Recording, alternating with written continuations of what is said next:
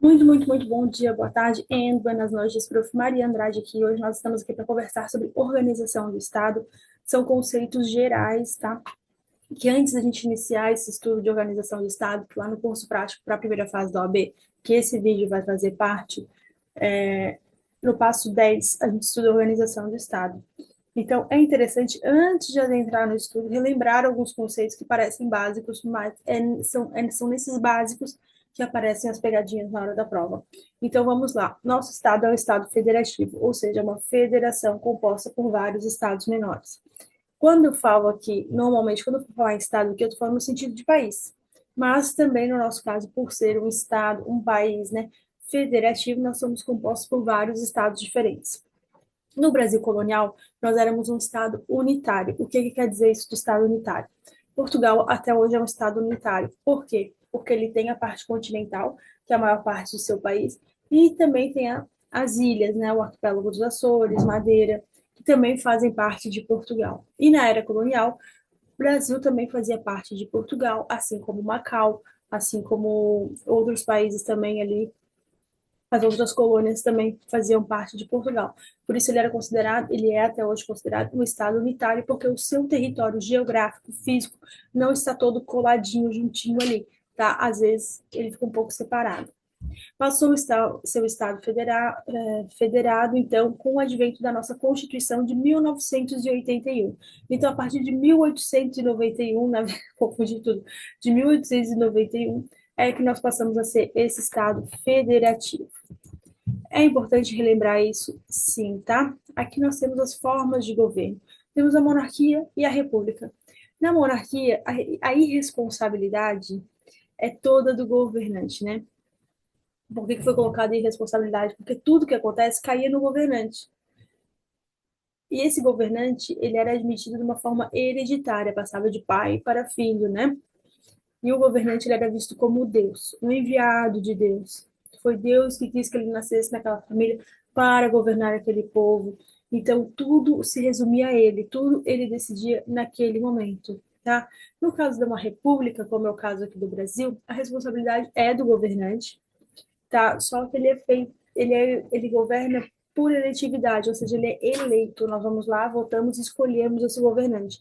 E tem ali o critério da temporariedade, porque diferente da monarquia, que aquele posto ficava até a morte ou até uma renúncia, né? Na temporariedade não. Por exemplo, o presidente da República vai ficar por 4 anos, né? Existe um marco temporal, um tempo em que ele pode ficar ali.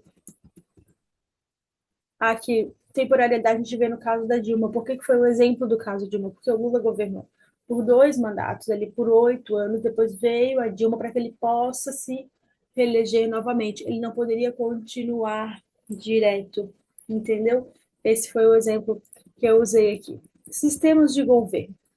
Nós temos o presidencialismo e o parlamentarismo. No presidencialismo, nós temos o chefe de Estado, que o chefe de governo são a mesma pessoa, que é o nosso caso do Brasil. O nosso Brasil é o sistema presidencialista.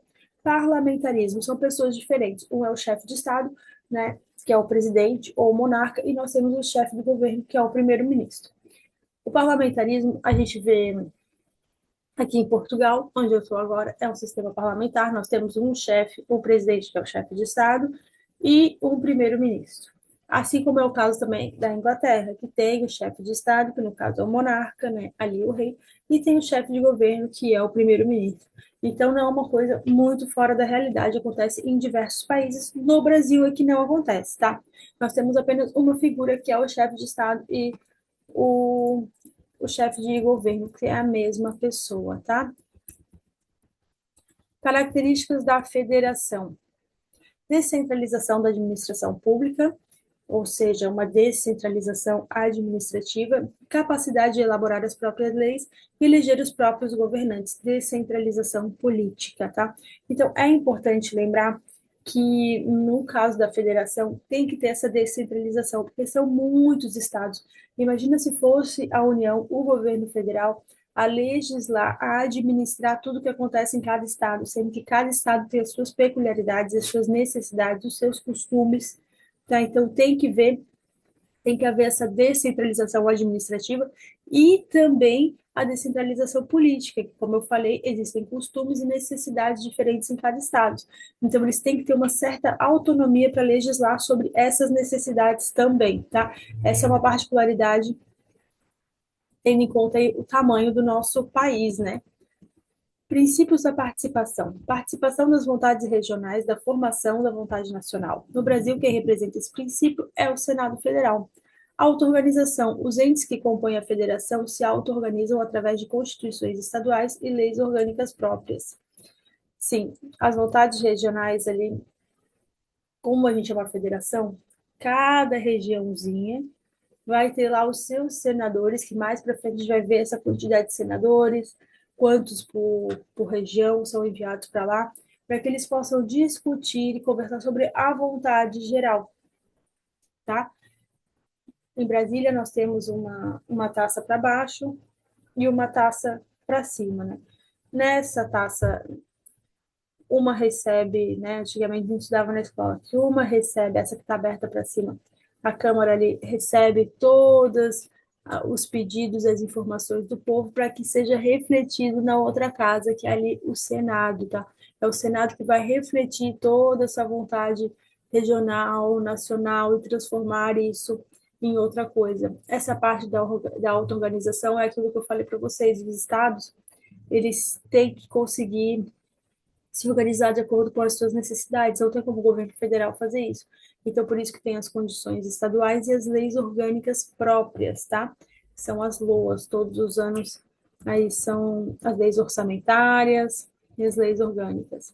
A maioria dos doutrinadores entende que o município é ente federativo. A doutrina entende assim com base nos artigos 1º a 18 da Constituição Federal. A gente vai ver isso um pouquinho mais para frente também.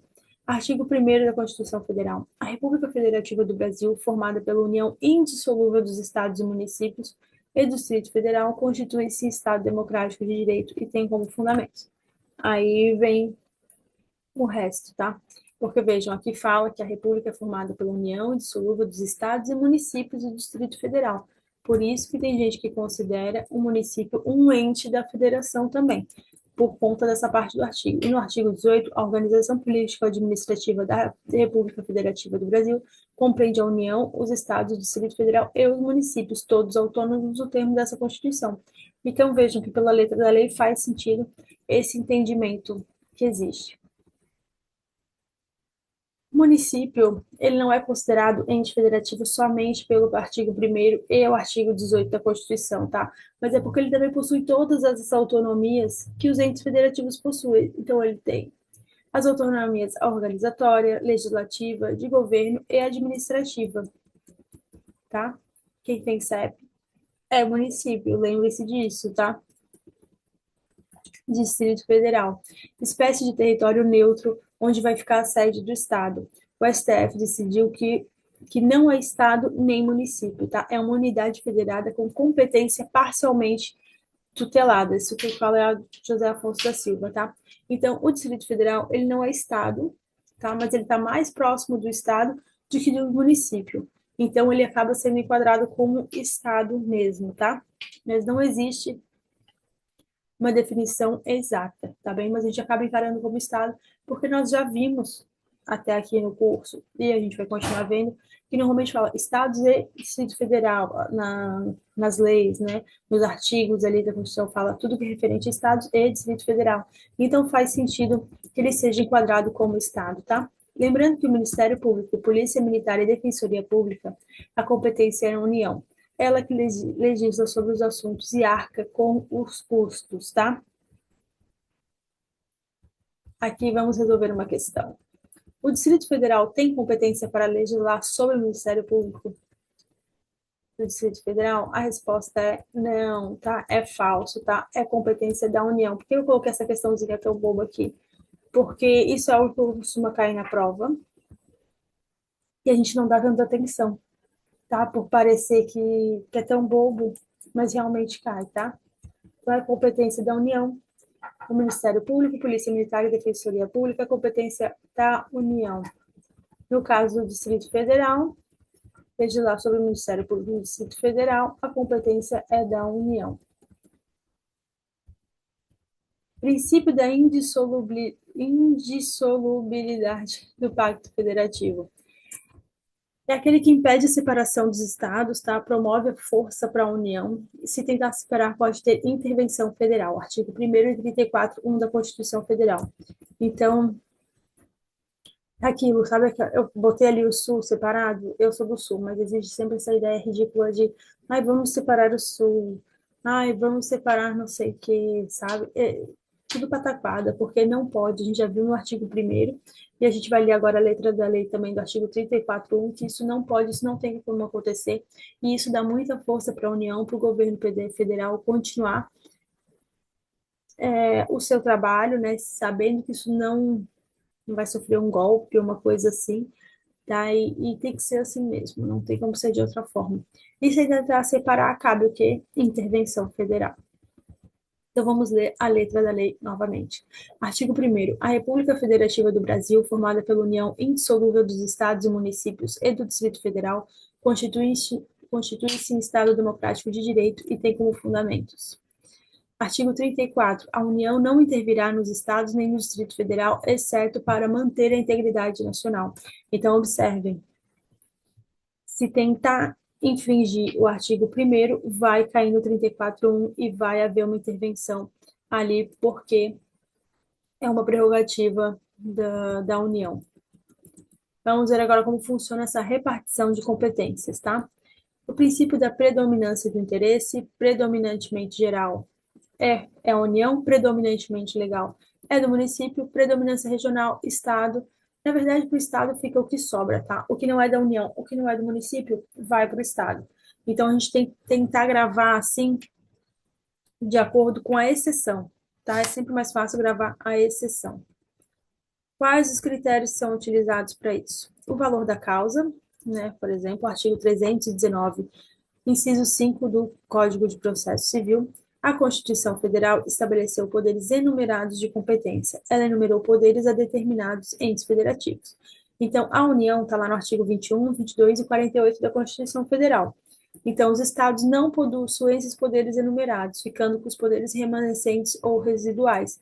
Isso está lá no artigo 25, parágrafo 1º da Constituição Federal. Façam a leitura da lei, isso responde muitas, sério, responde muitas questões. Quem é do curso tem todos esses artigos ali no, como é que é? No nosso artigos quentes, que é o próximo tópico aqui. Então não precisa se preocupar, vocês têm que ler ali. Agora quem não é do curso vai ter que ir atrás desses artigos para ler, tá?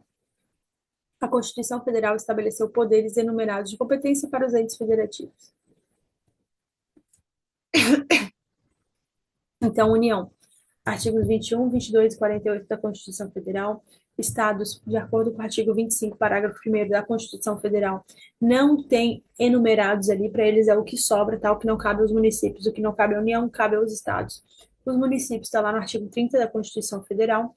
O Distrito Federal ficou com as competências dos estados e dos municípios. Ele junta as duas coisas, tá? Vamos agora fazer a leitura dos artigos. Artigo 25, parágrafo 1º da Constituição Federal.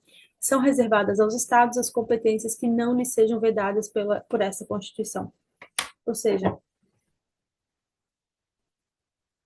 é o que sobra, fica para o... O microfone acabou a bateria. O que sobra fica para o Estado, tá? Artigo 22, parágrafo único. Constituição Federal. Lei complementar poderá autorizar os estados a legislar sobre questões específicas das matérias relacionadas neste artigo. A União pode delegar aos estados sobre questões específicas. Vamos frisar agora duas questões importantes, tá? Que a União pode delegar aos estados. A delegação é apenas para os estados, tá? Não há possibilidade de delegação da União para os municípios. Essa delegação só pode ser feita por lei complementar. É aquilo que eu sempre friso para vocês. Se tratando de União, normalmente a gente está falando de lei complementar. União, lei complementar. União, lei complementar. Sempre fixem isso na mente de vocês, tá? A competência está lá no artigo 22, é uma competência privativa, tá? E privativa e exclusiva, ou seja, somente para um ente da federação. A exclusiva não pode ser delegada, enquanto a privativa pode ser delegada. Então, se é uma competência exclusiva, ela é exclusiva da União, a União não pode delegar ela para outro ente federativo, tá? Se ela é privativa, então ele pode delegar para outro ente federativo. Frisem isso daí, anotem no caderninho de vocês, façam uma nota mental. A competência comum é quando todos os entes, né, União, Estados, municípios e Distrito Federal, podem ter a competência sobre a mesma coisa, tá? Artigo 23 da Constituição Federal. É competência comum da União, dos Estados, do Distrito Federal e dos municípios. Lá vai elencar todas elas, tá?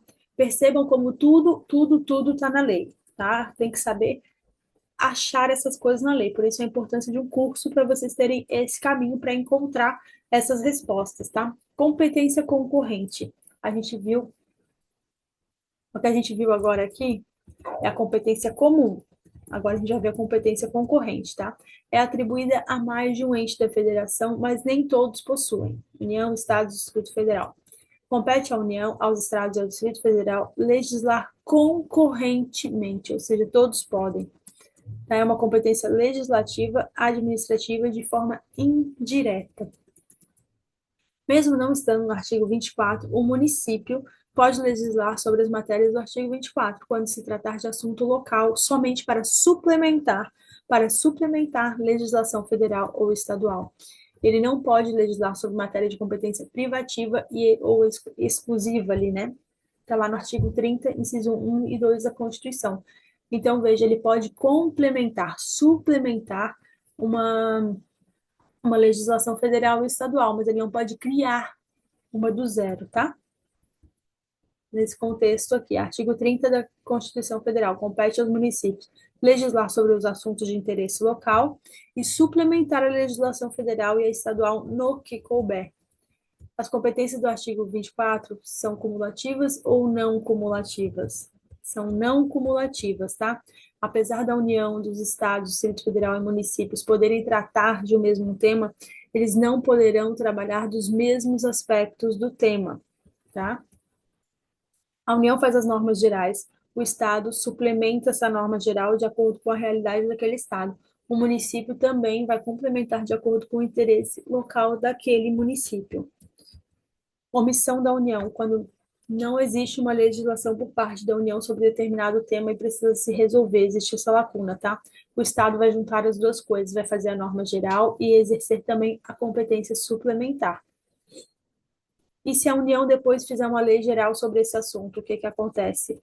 Suspende-se a eficácia da norma geral feita pelo Estado no que lhe for contrário. A lei federal não revoga a lei estadual. Então, assim, a lei foi existia uma lacuna legislativa. O Estado foi lá e legislou, né, para suplementar essa lacuna. Veio depois a União e legislou sobre o assunto. Não vai automaticamente revogar essa legislação estadual, tá? O que que vai acontecer? Em tudo que for que essa legislação estadual que foi criada for contrária à legislação federal, esses artigos ficarão vão suspender, vão perder a eficácia somente esses artigos e o resto continua valendo, tá?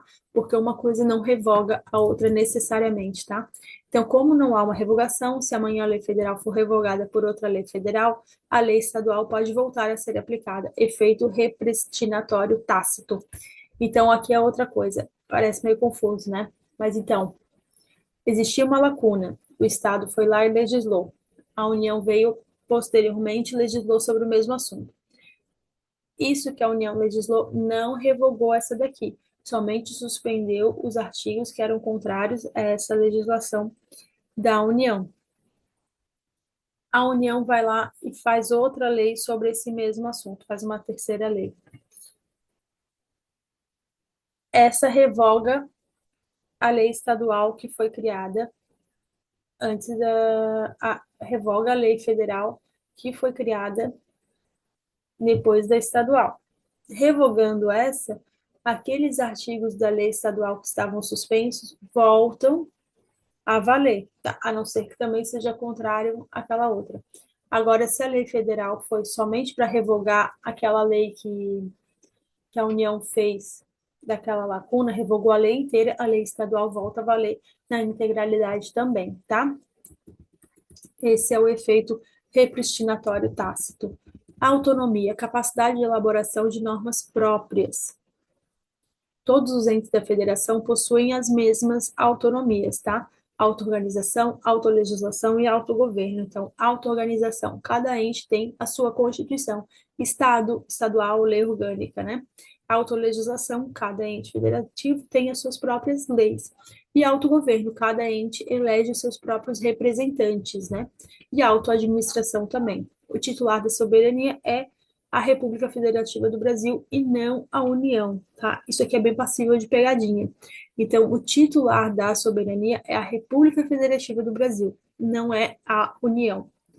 União exerce soberania em nome do Estado brasileiro com autonomia. E o que é essa soberania, tá? É um poder político supremo e independente. Supremo por quê? Na ordem interna, ele está acima de todos os demais poderes, tá? Ele não está limitado por nenhum outro. E independente porque ele não se sujeita à lei internacional imposta. Então, essa é a nossa primeira revisão para a gente adentrar nesse tema, tá?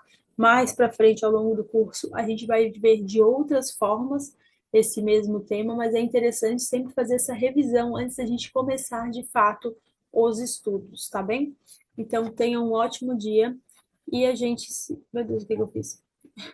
A gente se vê no nosso próximo passo. Quem quiser se inscrever no curso, ou na mentoria coletiva, ou ingressar no nosso grupo gratuito do WhatsApp, os links são aqui nos comentários do YouTube. Tá bem? Tenha um ótimo dia. Deus abençoe todos vocês.